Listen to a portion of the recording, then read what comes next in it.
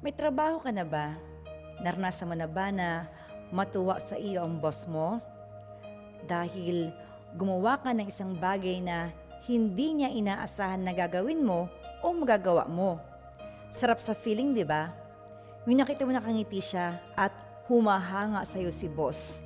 Nakaka-proud. Alam mo ba na ang ating Diyos ay may ganyang dinadamdamin?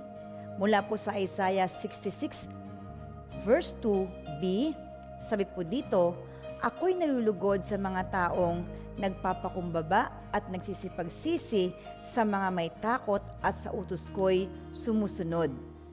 Natutuwa tayo kapag tayo pinupuri ng tao, hinahangaan ng tao, pero mas nakakatuwa, mas nakaka-bless kapag napansin po tayo ng Panginoon.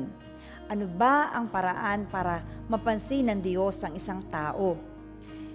Napapansin ng Diyos ang isang tao kapag siya ay nagpapakumbaba. Paano ba maging mapagpakumbaba? Magkaroon po ng isang bukas na isipan, tumanaw ng utang na loob, huwag matakot na magkamali, huwag maghanap ng atensyon, huwag humusga, o huwag maging judgmental. Mahalin ang kapwa gaya ng sarili at kung magkamali, matutupong humingi ng sorry. At huwag na po rin gawin ang pagkakamali. Salita ng Diyos ang tuturo sa isang tao upang maging mapagpakumbaba, upang magkaroon ng banal na takot sa Diyos.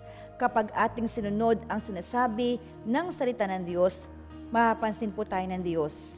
Alam mo kung bakit?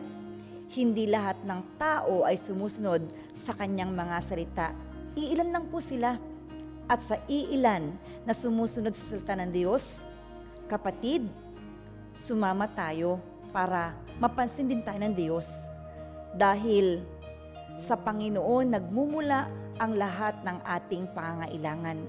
Nasa kamay niya ang lahat ng ating kailangan. At kung makita niya na lumalapit tayo at sumusunod sa lahat ng naisin niya, walang dahilan para hindi niya ibigay ang ating hinihingi at ninanais.